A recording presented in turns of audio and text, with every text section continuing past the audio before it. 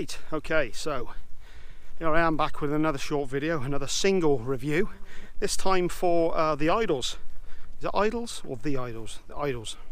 And this is a double-sided 7-inch with Mercedes Marxist and Dream Guillotine. Now, it has to be said that last year Idols released one of my favourite and also unexpected albums of the year with Joy as an Act of Resistance, and that left me very much wanting to check out this new 7-inch that has just come out.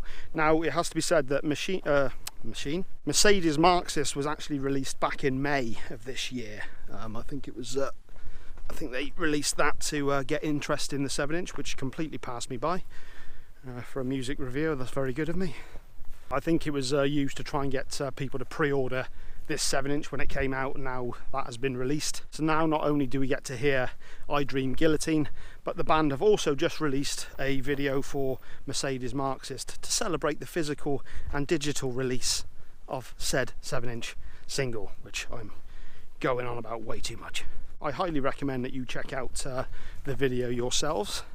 Quite disturbing in ways that is way too relatable. I think that's what's so harrowing about it. I get where the guy's coming from, and I'm really not sure that's a good thing. The song itself has a real punky indie vibe that we love so much from this band.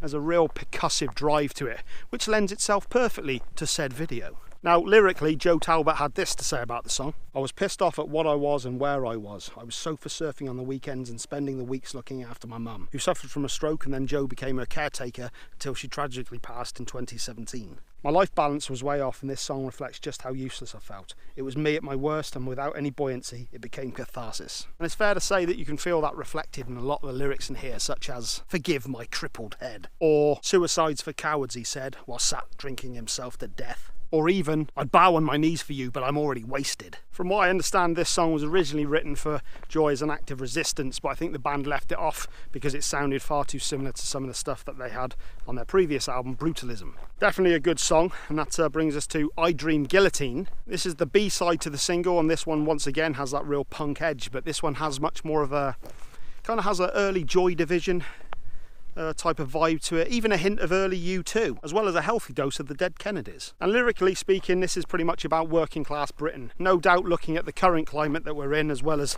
harking back to the 80s Thatcher era of, well, major depression, let's be honest, both psychological and financial. My jaded visions of a jaded city broken by a jaded wealthy jettison. We're not fine, we're not fine, we're not fine. And the pre-chorus informs us. Tell that to the front line, the bread line, the welfare line, the factory line. The divide between the rich and the poor, and also our trust in politicians, I'm sure goes some way into informing us of the chorus. I dream, guillotine. Don't tell me where we'll end. You'll be sorry when we're good and dead. I'm guessing that the guillotine in question is referencing the French Revolution, where a lot of the peasants revolted against the upper class, and basically said, "We've had enough of this shit, we're going to cut your head off, mate."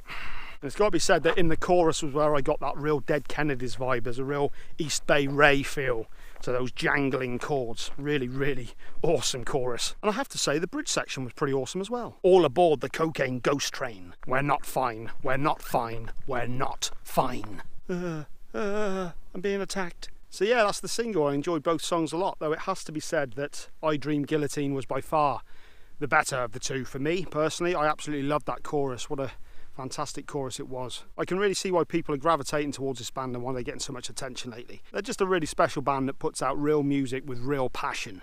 Their live performances are absolutely stellar. The vocals are always very personal or political, in a way that we don't often hear in bands a lot nowadays, or especially popular bands. And also that real awesome mix of punk, alternative, and some new wave thrown in there as well. Just it works really well for me particularly. Well, and a lot of other people, I guess, because they're very popular. I can definitely see why so many people love this band, and I think they're just one of those bands that are going to get bigger and bigger with each release. Stop fucking filming a review here. Yes, I get it, mate. If you haven't already, make sure you subscribe, make sure you like, make sure you share, make sure you do that bell notification thing if you give a damn. And yeah, I'll be back. Fuck off. I'll be back with a review of, what of it? Oh, I can't get any peace and quiet up here. Fuck this.